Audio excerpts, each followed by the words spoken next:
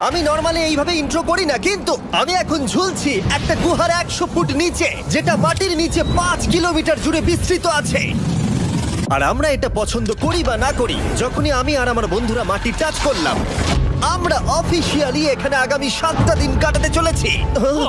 বাবারে, এটা আমার জীবনে করা সবথেকে ভয়ঙ্কর জিনিস। প্রথমত, আমাদের এখন এখান থেকে অনেকটা দূরে যেতে হবে। কেন? যদি ঝড় বৃষ্টি হয় তাহলে এই পুরো জায়গাটা জলে ভরে যেতে পারে, আর সমুদ্রের মতো ঢেউ এসে সবাইকে ভাসিয়ে নিয়ে যেতে পারে। সেই জন্য আমাদের আরো ভিতরে যেতে হবে একটা বেস ক্যাম্প বানানোর জন্য। ভাই এটা পুরো পাগলাম। এটা একটা অন্য জগৎ মনে হচ্ছে। এই কেভ এন্ট্রান্সটা হয়তো দেখতে সুন্দর, কিন্তু দেখে যা মনে হচ্ছে আসলে তা নয়। আর আমরা হয়তো জানি না যে আগামী 7টা দিন আমাদের জীবনের সব থেকে কঠিন সময় হতে চলেছে। সব থেকে বাজে ডিসিশন। ঠিক আছে, আর কিছুক্ষণের মধ্যেই অন্ধকার হতে চলেছে। ক্যাম্প না করলে আমরা বিপদে পড়বো। আমরা কোথায় যাচ্ছি সেটা কি বলবে? আমাদের ক্যাম্প সেটআপের জন্য একটা ফ্ল্যাট গ্রাউন্ড খুঁজতেই হবে। কেভের ভেতরে ঢোকার পরে আমরা এমন একটা জায়গা খুঁজে পেলাম যেটা অনেকটা উঁচু